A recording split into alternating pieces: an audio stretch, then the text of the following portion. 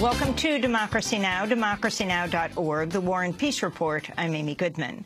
The ceasefire in eastern Ukraine remains in limbo 1 week after it came into effect. The Ukrainian military says it cannot withdraw heavy weaponry from the front line because of continued rebel violence. The rebels took the strategic town of Debaltseve last week, several days after the truce began, but deny carrying out further attacks. On Sunday, 2 people were killed when a bomb hit a rally in Kharkov, marking the first anniversary of the killing of demonstrators in the Maidan protests that toppled President Viktor Yanukovych. The Ukraine government says it's arrested 4 suspects tied to Russia. Thousands also marched in Kiev, while a parallel rally was held in Moscow to denounce the Maidan anniversary. Despite the continued unrest, fighting has stopped in several areas, and the Ukrainian military and rebels have exchanged dozens of prisoners. The top UN envoy on Syria is in Damascus today in a bid to halt the government's bombing of Aleppo. Staffan de Mistura said last week he had received assurances from the regime of Bashar al-Assad to stop attacks on Aleppo for up to 6 weeks. If implemented, it could be one of the most significant diplomatic breakthroughs of Syria's 4-year civil war. Mistura will go on to Turkey in a bid to secure an agreement with opposition leaders who have not yet signed on. Over the weekend, Turkish forces carried out a raid inside Syria to rescue a group of its soldiers guarding an ancient tomb. Meanwhile, a new tally says U.S.-led strikes against the Islamic State in Syria have killed more than 1,600 people since they began 5 months ago. The Syrian Observatory for Human Rights claims most of the dead were ISIL fighters, but at least 62 civilians were also killed. United Nations investigators probing war crimes in Syria's civil war say they're considering publishing the names of suspects responsible for atrocities. Panel chair Paolo Pinheiro accused both the Syrian government and Islamic State insurgents of committing war crimes and crimes against humanity.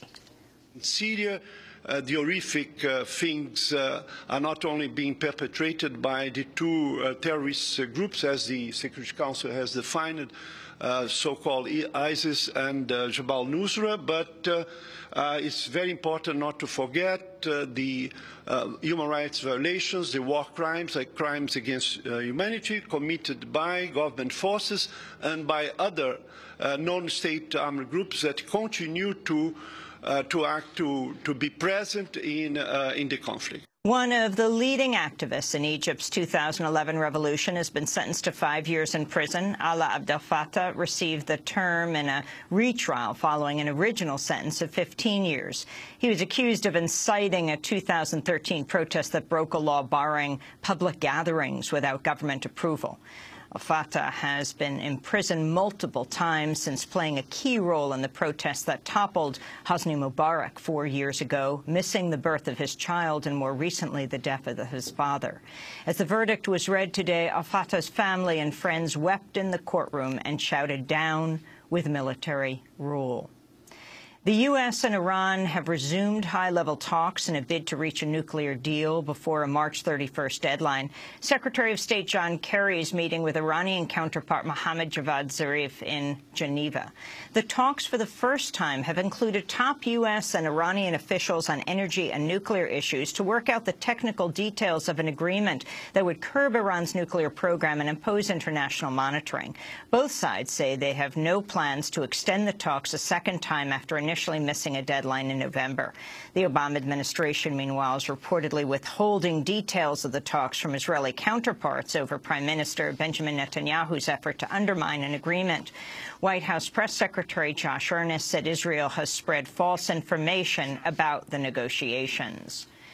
Donations to rebuild Gaza from a devastating Israeli assault this summer have fallen far short of the amounts pledged. While countries around the world vowed to give over $5 billion to help Gaza rebuild, the humanitarian news service IRIN reports only 5% of the pledges have come in.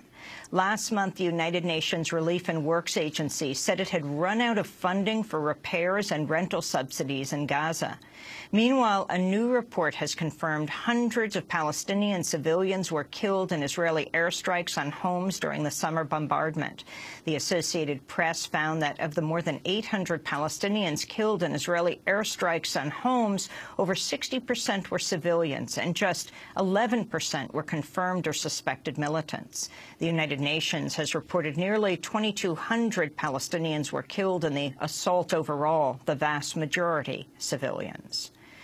The Islamic State has taken responsibility for a suicide attack that killed at least 40 people and wounded dozens more in Libya. Friday's bombing in the town of Quba came days after Egypt launched strikes on the ISIS affiliate in northern Libya following the beheadings of 21 Egyptian nationals. Greece has reached a deal with European creditors to extend a financial rescue package for up to 4 months. Greece's new Syriza government sought the agreement as part of its bid to undo the austerity demands of its international bailout. Greek Finance Minister Yanis Varoufakis called the move the first step on a long journey. We have found partners amongst those who, up until very recently, looked at us with suspicion. There are some partners still that are looking at us with suspicion. This is our challenge to win over their trust, and we intend to do this. This is only a very first step on a long journey, but long journeys have to commence with a step. The extension will be formally ratified after Greece submits a list of economic reforms today.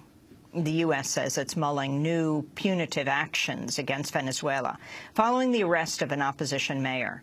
The mayor of Caracas, Antonio Ledesma, was detained last week and indicted for what the Venezuelan government called a U.S.-backed coup plot. Rejecting Venezuela's claims, White House Press Secretary Josh Earnest said the U.S. is not interfering in Venezuela, but then said it's considering new actions to steer its government in a different direction. The fact is the Venezuelan government should stop trying to blame the United States and other members of the international community for events inside Venezuela. The Venezuelan government actually needs to deal with the grave situation that it faces.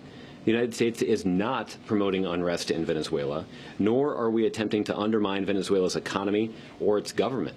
Well, I can tell you that the Treasury Department and the State Department are obviously closely monitoring this situation and are considering tools that may be available that could better steer the Venezuelan government in the direction that they believe they should be headed. In response, Venezuelan President Nicolas Maduro said the U.S. has no right to change Venezuelan policies and appealed for global solidarity. I call on all brother governments of Latin America and the Caribbean. I am calling on all our brothers and sisters in Latin America and the Caribbean. This is the moment for solidarity with the Venezuelan people who are being attacked by the government of the United States. No one should stay quiet in the face of this aggression. What are the tools that are being considered by the U.S. Treasury Department? More economic war. What are the tools that are being considered to move us in any direction they should please? Who said that the government of the United States has any authority to move Venezuela in any way in this world? In the United States, a federal judge has blocked the Obama administration's wholesale detention of Central Americans fleeing violence at home. Amidst an influx of asylum seekers from Honduras, Guatemala, and El Salvador, the Obama administration's been jailing women and children at so-called family detention centers, where immigrants have reported prison-like conditions. On Friday, U.S. District Judge James Boasberg placed the policy on hold pending a full hearing, saying it causes irreparable harm. While the administration has presented little empirical evidence, he said, it deters further immigration.